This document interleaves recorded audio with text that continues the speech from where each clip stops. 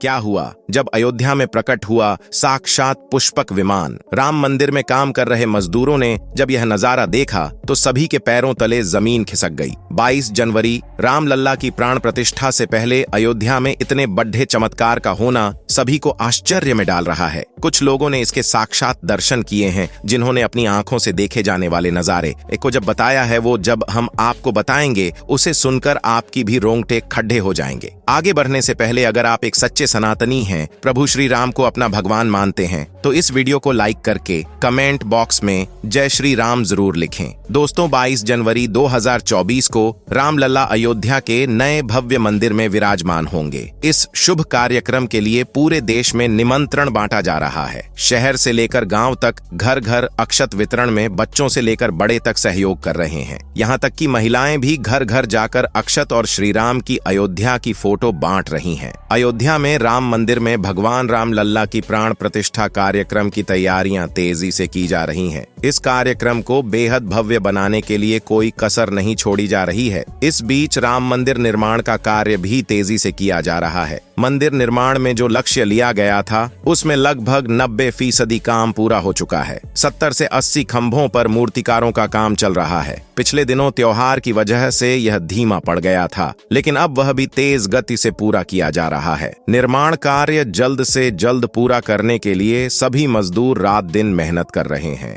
लेकिन 11 जनवरी की रात कुछ ऐसा चमत्कार हुआ जिसे देखकर सभी मजदूर हैरानी में पड़ गए। जब रात के समय सब मजदूर अपना काम निपटाकर तंबू में सो रहे थे, उसी समय अचानक से उन्हें वहां कुछ हलचल महसूस हुई। राजेश नाम के एक मजदूर ने जब तंबू से बाहर झांक कर देखा तो उसे राम मंदिर के परिसर के अंदर कुछ अजीब सी पीली चमकती हुई चीज दिखाई दी। उसने अपने साथियों को जगाना चाहा, लेकिन कोई भी उसके साथ नहीं आया। जब हिम्मत करके राजेश जब राम मंदिर परिसर में पहुंचा तो वहां का नजारा बहुत चौंकाने वाला था, क्योंकि वहां पर उसे एक बहुत ही दिव्य चमत्कारिक विमान दिखाई दिया, जिसका आकार मोर के समान था, जो दिखने में काफी सुंदर और तेज से परिपूर्ण था, जो कि राम मंदिर परिसर में पिछले क्षेत्र में उतर रहा था। लेकिन उस विमान को नियंत्रित कौन कर रहा था, ये समझ नहीं आ रहा था, क्योंकि उस विमान में इतना तेज था कि सामान्य आंखों से नहीं देखा जा सकता था। लेकिन समझ में कुछ ऐसा आ रहा था मानो स्वयं साक्षात भगवान राम पुष्पक विमान के माध्यम से अयोध्या में उतर रहे हों। सुरेश ने यह चमत्कार अपनी आंखों से देखा, लेकिन अचानक से ही वह बेहोश हो गया, क्योंकि वह उसके तेज को वो सहन नहीं कर पा रहा था। राजेश जब सुबह उठा तो वह उसी स्थान पर मौजूद था और उसके साथ ही मंदिर निर्माण कार्य पूरा करने के लिए जा रहे थे। उसने सभी को रोककर रात्रि की सच्चाई बताई, लेकिन सभी उसकी हंसी उड़ा रहे थे। लेकिन राजेश मन ही मन समझ चुका था कि प्रभु श्री राम अयोध्या आ चुके हैं। यह उसके लिए सौभाग्य था कि उसे इतना सुंदर दृश्य देखने को मिला, जहां शायद उसने साक्षात पुष्पक विमान के दर्शन किए थे। यानी कि प्राण प्रतिष्ठा से पहले अयोध्या प्रकट हुआ साक्षात पुष्पक विमान। दोस्तों, देश के अलग अलग हिस्सों में कई बार अजीब सी आकृति के विमान देखे गए हैं, जिनका संबंध कई बार तो एलियन के साथ जोड़कर भी देखा जाता है। यानी कि अयोध्या में उस रात्रि को मोर की आकृति का विमान देखना वास्तव में प्रभु श्री राम का ही कोई संदेश हो सकता है। लेकिन क्या यह विमान सचमुच में पुष्पक विमान है? इसकी आखिर क्या गारंटी है? इसे समझने के लिए हमें पुष्पक विमान के रहस्य को अच्छे से जानना पड़ेगा। आगे हमारे इस वीडियो में आपको पुष्पक विमान का रहस्य बताएंगे, जिसे समझकर आपको यकीन होगा कि अयोध्या में पुष्पक विमान का प्रकट होना कलयुग का सबसे बड़ा चमत्कार है। रामायण पुष्पक विमान का जिक्र है, जो पहले कुबेर के पास था। इसके बाद रावण ने उसे अपने सौतेले भाई कुबेर से लंका समेत बलपूर्वक हथिया लिया था। फिर रावण इसी के जरिए कहीं भी आता जाता था। रावण को हराने के बाद यह विमान श्री राम के पास आ गया। वो जीत हासिल करने के बाद इसी विमान से कई जगह होते हुए अयोध्या पहुंचे थे। रावण ने इसी के जरिए पंचवटी आश्रम से सीता का हरण किया था और उन्हें उस पर बिठाकर लंका ले गया था। कहा जाता है कि पुष्पक विमान आज के विमान की तरह था। पुष्पक विमान के जरिए रावण हवाई मार्ग से सफर किया करता था। रावण से युद्ध के बाद उसी विमान के जरिए प्रभु श्री राम, माता सीता और लक्ष्मण लंका से अयोध्या लौटे थे। रामायण में जिस तरह से पुष्पक विमान का जिक्र मिलता है, उससे तो यही लगता है कि ये आज के हवाई जहाज की तरह था, लेकिन तकनीक के मामले में मॉडर्न एरोप्लेन से कहीं आगे था। रामायण के सुंदरकांड के 7वें अध्याय में पुष्पक विमान के बारे में जानकारी मिलती है। पुष्पक विमान की आकृति मोर की तरह थी। यह अग्नि और वायु ऊर्जा से उड़ान भरता था। इसकी तकनीक इतनी उत्कृष्ट थी कि इसका आकार छोटा और बड़ा किया जा सकता था। कहा जाता है कि रावण अपनी पूरी सेना को साथ लेकर इस विमान से उड़ान भर सकता था। पुष्पक विमान अपने चालक की इच्छा के अनुसार गति पकड़ता था। यह मन की गति से उड़ान भर सकता था। विमान में बैठने के लिए कई आसन बने थे। पौराणिक कथाओं के मुताबिक युद्ध के बाद भगवान श्री राम ने विमान का पूजन कर यह दिव्य विमान वापस कुबेर को सौंप दिया। कुबेर ने पुष्पक विमान को भेंट स्वरूप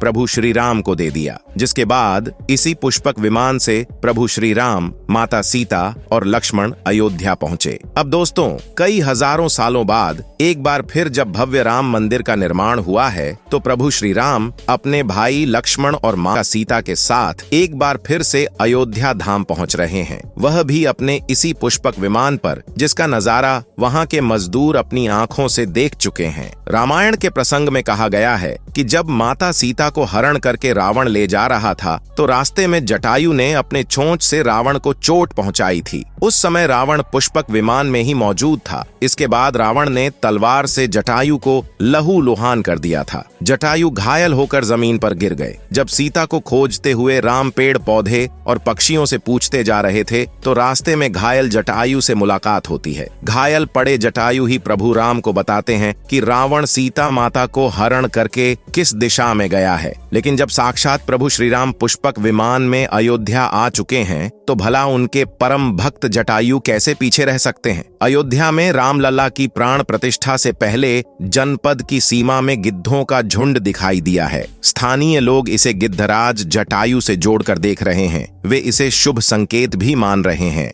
मिल्कीपुर तहसील क्षेत्र के गांव धरौली में पिछले 10 से 12 दिनों से गिद्धों का झुंड वास कर रहा था। हालांकि उस गांव से गिद्ध उड़ गए हैं, लेकिन अयोध्या की सीमा में यहाँ वहां दिखाई दे रहे हैं। गांव वालों का कहना है कि पिछले 20 वर्षों से हम लोगों ने इलाके में गिद्ध नहीं देखे। अब जब राम मंदिर बन रहा है, तो इस गांव में लगभग 50 की संख्या में गिद्ध आकाश में दिखाई दे रहे हैं। उनमें से 10 से 12 गिद्ध गांव में ही सेमल के पेड़ पर वास कर रहे थे। गिद्धों के दिखने की घटना को ज्यादातर लोग राम से जोड़कर देख रहे हैं और शुभ संकेत भी मान रहे हैं। 22 जनवरी को होने वाले प्राण प्रतिष्ठा के समारोह में देश के प्रधानमंत्री नरेंद्र मोदी ने देश विदेश की कई महान हस्तियों को निमंत्रण दिया है। लेकिन आपको जानकर हैरानी होगी, नेपाल में भी कुछ विशेष लोगों को समारोह में आने का निमंत्रण दिया गया है। इसके पीछे का रहस्य जानकर आपके भी होश उड़ जाएंगे, क्योंकि नेपाल को भगवान श्री राम का ससुराल कहा जाता है। क्योंकि नेपाल एक समय पर जनकपुर धाम था, जहां के राजा थे राजा जनक और उनकी पुत्री मां सीता। वहीं पर भूमि में से प्रकट हुई थी जनकपुर धाम, जिसे मिथिला भी कहा जाता था।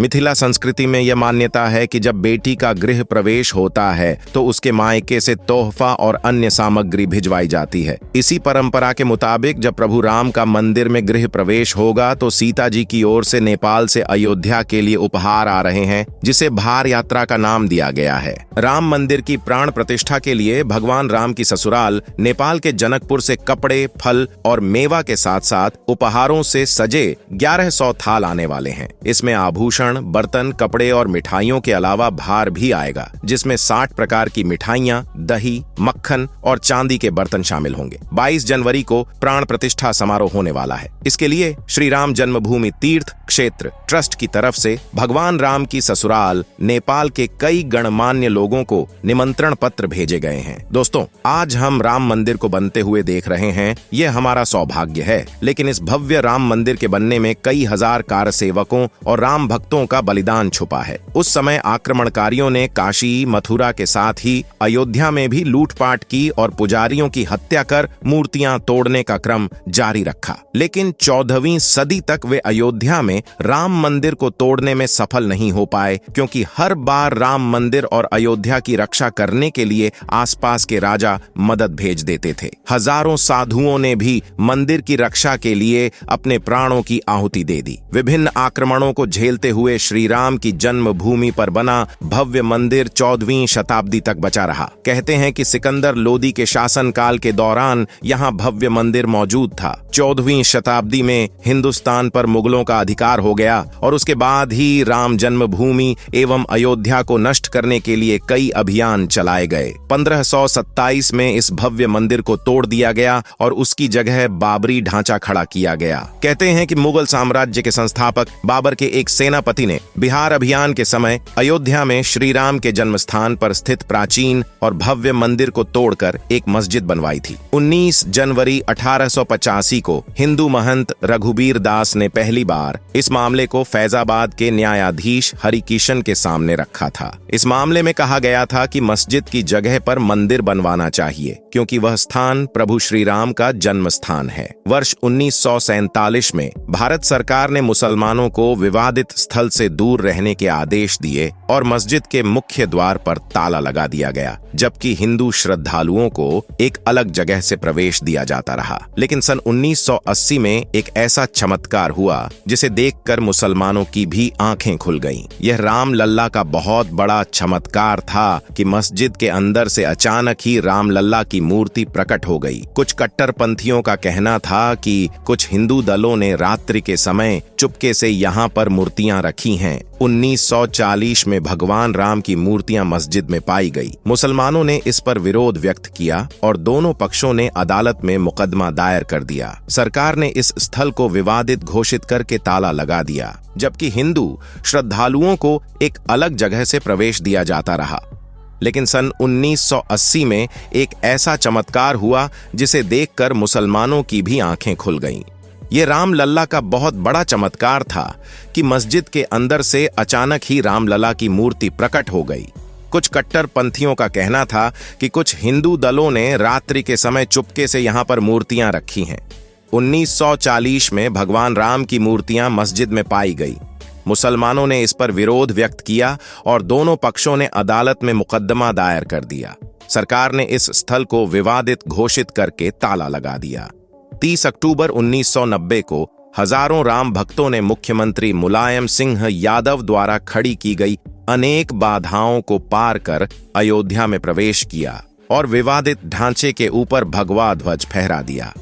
लेकिन 2 नवंबर 1990 को मुलायम सिंह यादव ने कार सेवकों पर गोली चलाने का आदेश दिया, जिसमें सैकड़ों राम भक्तों ने अपने जीवन की आहुतियां दी। सरयू तट राम भक्तों की लाशों से भर गया था। इस नृशंस हत्याकांड के बाद अप्रैल 1991 को उत्तर प्रदेश के तत्कालीन मुख्यमंत्री मुलायम सिंह यादव को इस्तीफा देना पड़ा।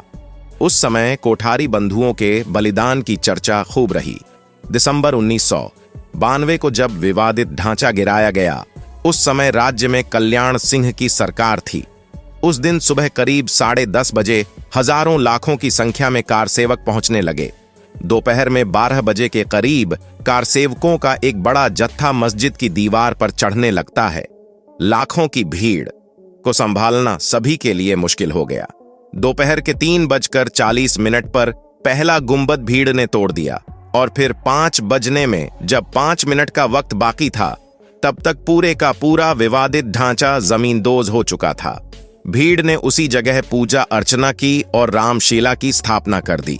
मुख्यमंत्री कल्याण सिंह का साफ आदेश था कि कार सेवकों पर गोली नहीं चलेगी। इस महान कल्याण सिंह जी को हम शाश्वत प्रणाम करते हैं।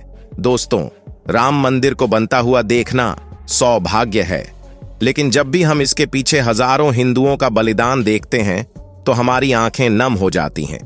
इस पूरी वीडियो को देखने के बाद आक्रमणकारियों के लिए आपकी क्या विचार है, इसे कमेंट बॉक्स में जरूर बताइएगा।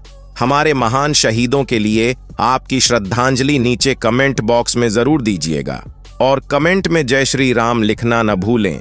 बात अच्छी लगी हो तो लाइक जरूर करें और हमेशा ऐसे सत्य चमत्कारी घटनाएं देखने के लिए हमारे चैनल को सब्सक्राइब करके आप बेल आइकन को प्रेस कर लें। अभी के लिए आप सभी दर्शकों को हर हर महादेव।